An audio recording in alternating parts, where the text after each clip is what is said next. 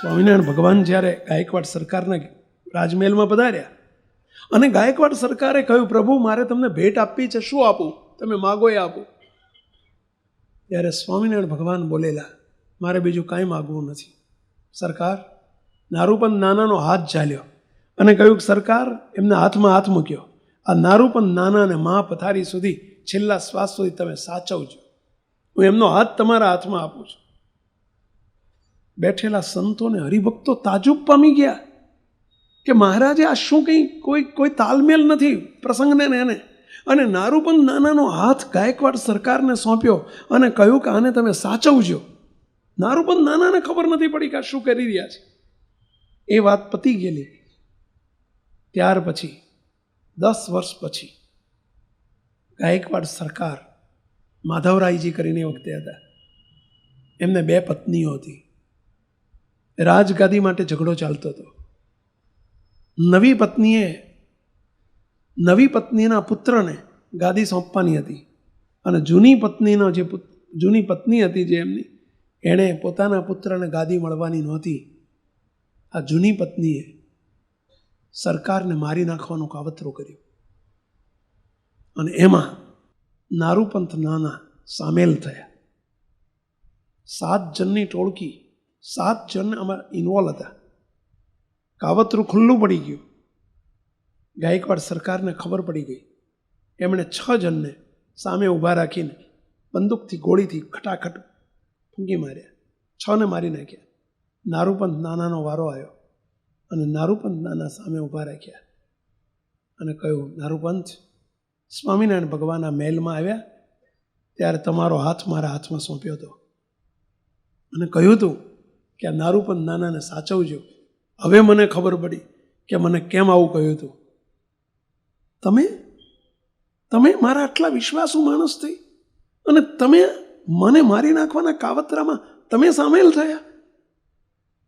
તમારી બુદ્ધિ ભ્રષ્ટ કેમ થઈ ગઈ? સ્વામિનારાયણ ભગવાને જો મને આ સેવા ન સોંપી હોત અને મને જો આટલું મારું વચન ન માગ્યું હોત ને, તો અત્યારે આ 6ની જેવી દશા થઈ એવી હું તમારી કરત. પરંતુ જાઓ, હું તમને જીવતદાન આપું છું. સ્વામિનારાયણ ભગવાનને મેં વચન આપ્યું છે ને એટલે. પરંતુ તમને નોકરીમાંથી છૂટા કરું છું, પણ હું મારતો નથી. જાઓ, ગેટ આઉટ. નારૂપંત નાનાને જીવતદાન આપ્યું. નારૂપંત નાના ઘર ભેગા થઈ ગયા. નોકરીમાંથી છૂટા કર્યા, પણ માર્યા નહીં. મહારાજે વચન માગેલું ને એટલે. આવું બન્યું કેમ? તો આપણે બહુ વિચારવાની જરૂર છે. આવી બુદ્ધિ ભ્રષ્ટ કેમ થઈ ગઈ? આ જ વડોદરાના મહાભક્ત, મહામુક્ત કહેવાય એવા નાથ ભક્ત, જેના ઘેર ગોપાળાનંદ સ્વામીના ઉતારા રહેતા, અને નાથ ભક્તનો અપરાધ થઈ ગયો હતો. નારૂપંત નાનાથી અપરાધ થઈ ગયો હતો. એમને બધા નાના સાહેબ કહેતા. અને નાથ ભક્તને ઘેર સંતો પધારવાના હતા, ગોપાળાનંદ સ્વામી આવવાના હતા. ઘરમાં વેત નહોતો, સીધું સામાન લાવવાનો. ગરીબ હતા. પોતાની ભેંસ હતી, વેચવા કાઢી. નારૂપંત નાનાને ખબર પડી કે દૂધની ભેંસ વેચાય છે. એમણે પૂછ્યું, નાથ ભગત, કિંમત કેટલી? આ ભેંસની કિંમત કેટલી? એ જમાનામાં 30 રૂપિયાની કિંમત મૂકેલી. કેટલી? 30 રૂપિયાની. 30ની વેલ્યુ ઘણી હતી, મોટી. અત્યારના 3 લાખ કહેવાય, એ વખતના 30 એટલે. નારૂપંત નાના કે 30 રૂપિયા હું આપી દઈશ. ભેંસ છોડી ગયા, ઘેર લઈ ગયા. હવે સંતોને આવવાનો આગલો દિવસ હતો, પૈસા આપે નહીં. નારૂપંત નાના ભેંસ તો લઈ ગયા, પણ પૈસા આપે નહીં. હવે પૈસા ઉપરમાંથી સીધું લાવવાનું હતું, એટલે તો ભેંસ વેચી હતી. નાથ ભક્તએ ન છૂટકે નારૂપંત નાનાના ઘેર જઈ અને હાથ જોડીને વિનંતી રૂપે કહ્યું, નાના સાહેબ, તમારો અવિશ્વાસ નથી, પરંતુ આપના પૈસામાંથી સીધું લાવવાનું છે. કાલે સંતો પધારવાના છે, હું સીધા વગર કરીશ શું? માટે મને 30 રૂપિયા આપો તો સારું. પોતાના ઘેર કોઈ ઉઘરાણી કરવા આવ્યું, એમને અપમાન લાગ્યું. અને નારૂપંત નાના ન બોલવાના શબ્દો કહી દીધા. કોને? નાથ ભક્તને.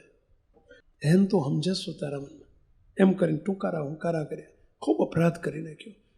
નાથ ભક્ત બહુ દુભાઈ ગયા. વગર વાંકે અપમાન કર્યું, બહુ દુભાયા. એ પાપે કરીને નાના સાહેબની બુદ્ધિ ભ્રષ્ટ થઈ ગઈ હતી. તો અહીં બેઠેલા આજના પ્રસંગે આપણે બહુ જ મહારાજને પ્રાર્થના કરીએ. અને હું વિનંતી કરું છું, મુક્તો એક ભક્તના અપરાધથી આવું થાય તો મોટા પુરુષના અપરાધથી કેટલું પાપ લાગે. કેટલું મોટું સ્વામિનારાયણ ભગવાન બોલ્યા છે, પંચ મહાપાપથી છૂટાય, અપરાધથી છૂટાય નહીં. બીજું ઓછું થશે તો ચાલશે, અપરાધ કોઈનો થાય નહીં. તો મોટા પુરુષનો અપરાધ, સંતોનો અપરાધ મારી નાખે. ઘણી વખત ચાલતી ગાડીમાં બેસી જઈએ આપણે, મારી નાખે મુક્તો. મહારાજને પ્રાર્થના કરીએ છીએ.